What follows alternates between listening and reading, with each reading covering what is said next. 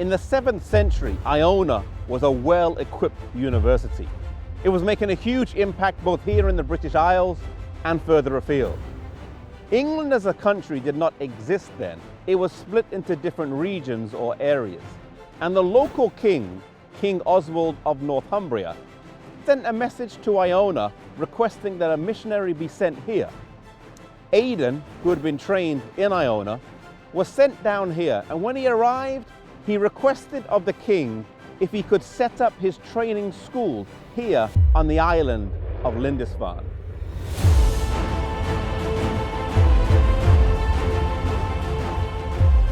Lindisfarne lies 235 miles from Iona, which if travelled by foot would take over a week. It is also known as the Holy Island, though it's not completely isolated from the mainland. It's a tidal island, approximately 1,000 acres, 3 miles long and 1.5 miles wide, and twice a day when the tide comes in, the island is isolated. There is something about the solitude and isolation of being on an island that these early missionaries seemed to value, a place to come aside, rest, study, and be equipped for mission service.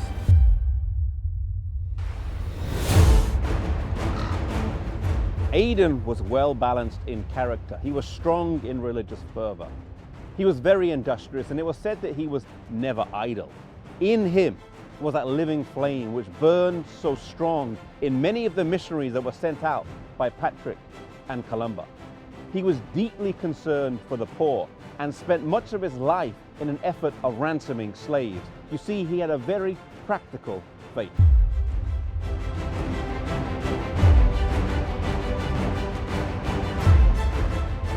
He did for England what Columba had done for Scotland. In establishing the training centre here, the fields were used to give work to support the students. They also established other training centres in places like Melrose and Whitby. Aidan was succeeded by Finan, and he established a training centre in Tilbury in Essex and was instrumental in evangelising central England. Finan was succeeded by Coleman.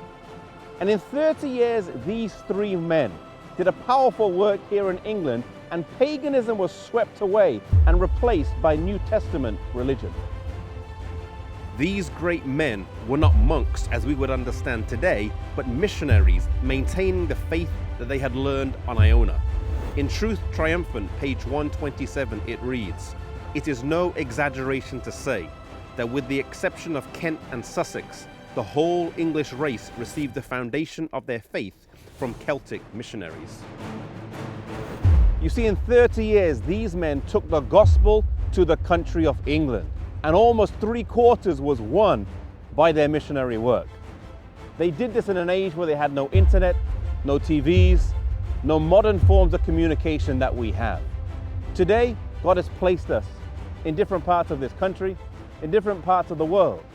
And He's given to us His word, He's given to us the message that He wants to be taken to every nation, tongue, and people. May we be faithful in our local churches and in the communities that our churches are placed in, that we would take the message and share it with those who have not heard that Jesus can come soon.